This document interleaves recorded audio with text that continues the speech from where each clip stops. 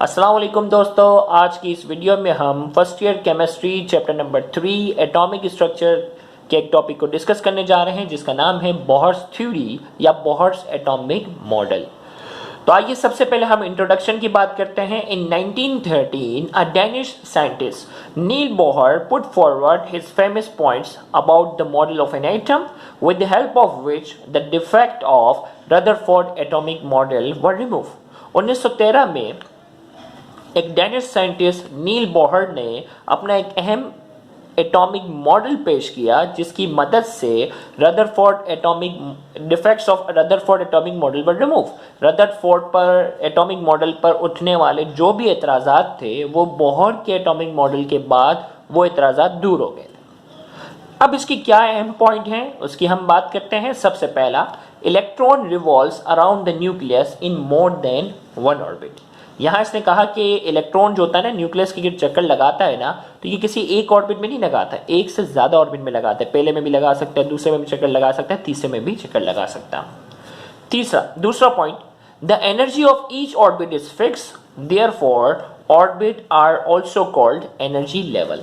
अब यहां इसने कहा कि भाई अगर ये इलेक्ट्रॉन इस ऑर्बिट में चक्कर लगाता है तो इस पूरे राउंड में, इस पूरे ऑर्बिट में इलेक्ट्रॉन की जो एनर्जी होगी ना वो कांस्टेंट रहेगी। अगर इलेक्ट्रॉन इस ऑर्बिट में चक्कर लगा रहा है तो इस पूरे ऑर्बिट के दौरान इलेक्ट्रॉन की जो एनर्जी होगी वो क्या रहेगी, कांस्टेंट रहेगी।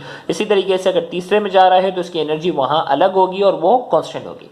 तो इसीलिए इसने कहा the energy of each orbit is fix. Her orbit की अपनी अपनी एनर्जी होती है, वो फिक्स होती है। Therefore orbits are also called energy level. इसीलिए ऑर्बिट्स को एनर्जी लेवल का भी नाम देते हैं।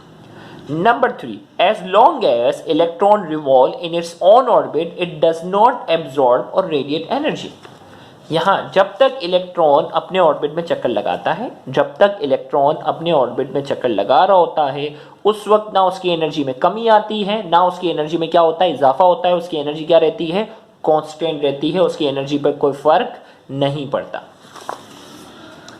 चौथा point, when electron absorb energy equal to the energy difference of two orbits, it becomes excited and jump to the next energy level.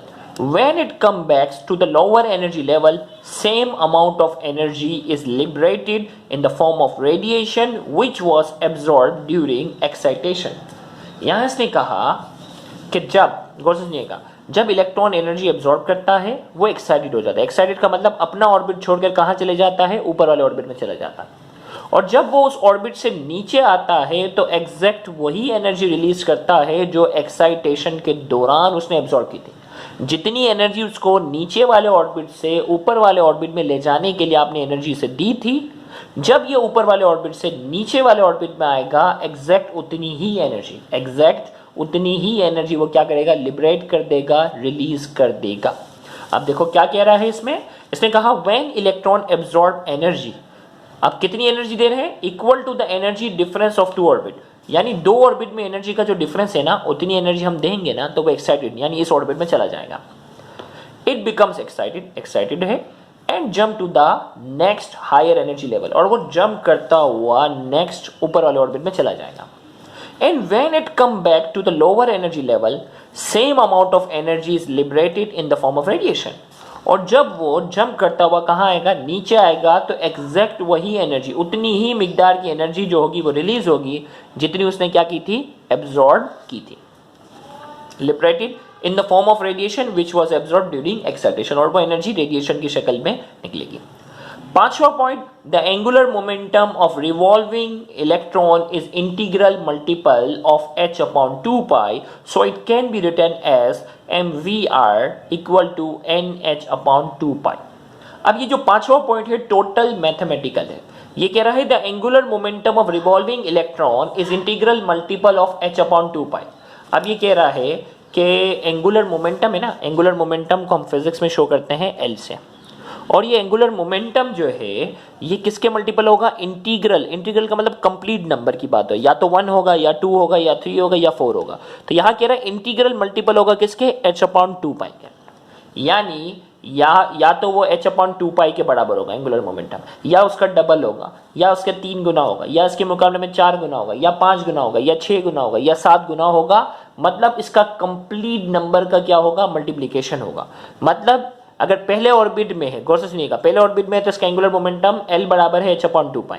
अगर दूसरे ऑर्बिट में है, गौर से सुनिएगा, दूसरे ऑर्बिट में है तो यहाँ 2 आ जाएगा, 2h/2π। तीसरे में है तो ये हो जाएगा 3h/2π। चौथे ऑर्बिट में है तो 4h/2π। ऐसे करके जो भी ऑर्बिट होगा ना उसके इंटीग्रल कंप्लीट नंबर के क्या होगा, मल्टीप्लाई होगा। तो लिहाजा हमने ये क्या कर दिया, L की जगह हमने लिख दिया NH/2π। क्या लिख दिया हमने, L लिखा H/2π, और N किसे शो कर रहा है, नंबर ऑफ ऑर्बिट को। और फिजिक्स में L जो होता है ना वो बराबर होता है mvr। L किसके बराबर होता है, एंगुलर मोमेंटम का जो फॉर्मूला होता है mvr, मास, वेलोसिटी और ये रेडियस को शो कर रहा है NH/2π। तो ये फॉर्मूला जो है वो क्या किया है, बोहर ने लिखा। तब देखो क्या कह रहा है, the angular momentum of revolving electron is integral multiple of h/2π, so it can be written as mvr equal to NH/2π। तो एंगुलर मोमेंटम जो रिवॉल्विंग इलेक्ट्रॉन का होता है वो इंटीग्रल मल्टीपल होता है h/2π के, लिहाजा इसे हम कैसे रिटर्न कर सकते हैं, mvr इक्वल टू NH/2π करके ये फॉर्मूला इसने मैथमेटिकल लिखा। फिर इसके बाद जो है वो छठा पॉइंट और आखिरी पॉइंट इस थ्योरी का, the difference of energy between two orbit is given by the following relation. यहाँ कह रहा है कि दो ऑर्बिट के दरमियान का जो रिलेशन है ना उसका फॉर्मूला हमारे पास कुछ ये होगा।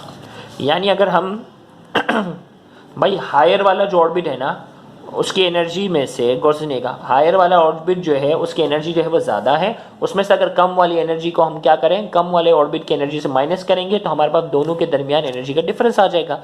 तो यहाँ यही कह रहा है कि ये हायर वाला है, हायर ऑर्बिट की एनर्जी में से अगर लोअर वाले ऑर्बिट की एनर्जी को क्या कर दिया जाए, माइनस कर दिया जाए, तो एनर्जी का डिफरेंस हमें क्या हो सकता है, मालूम हो सकता है। तो यहाँ से कहा the difference of energy between two orbit, दो ऑर्बिट के दरमियान कितना एनर्जी का डिफरेंस है वो इस रिलेशन से हम मालूम कर सकते हैं। डेल्टा ई बराबर है ई हायर एनर्जी लेवल की एनर्जी माइनस ई लोअर एनर्जी लेवल की एनर्जी, और ये इक्वल टू लिखा हुआ है एच न्यू, क्योंकि प्लांक्स थ्योरी के अंदर हमने पढ़ा था ना कि डेल्टा ई किसके बराबर है, एच न्यू। तो एच न्यू बराबर है ई हायर माइनस ई लोअर। तो ये फॉर्मूला हमारे पास बन गया, हायर वाली एनर्जी ये लोअर वाली एनर्जी, और प्लांक्स क्वांटम थ्योरी के मुताबिक एनर्जी जो रेडिएशन की होती है वो किसके बराबर होती है, H/2π के। ये भी हमने डिस्कस किया। तो ये 6 पॉइंट थे हमारे पास बोहर्स एटॉमिक मॉडल के हवाले से। तो यहाँ जाकर हमारा लेक्चर मुकम्मल हुआ। अगर आपको हमारा ये लेक्चर समझ में आया है, पसंद आया है, तो वीडियो को लाजमी लाइक करें, कमेंट में अपना फीडबैक लाजमी दें और इस वीडियो को ज़्यादा से ज़्यादा शेयर करके अपना हक ज़रूर अदा करें। याद रहे बहुत से ऐसे स्टूडेंट हैं जो गवर्नमेंट कॉलेजेस के बाद एक्सपेंसिव कोचिंग सेंटर्स को अफोर्ड करने की सलाहियत नहीं रखते। तो आपका इन वीडियोज़ को ज़्यादा से ज़्यादा शेयर करना, उन तक पहुँचाना आपके लिए सदका जारिया बन सकता है। Thank you very much. Allah.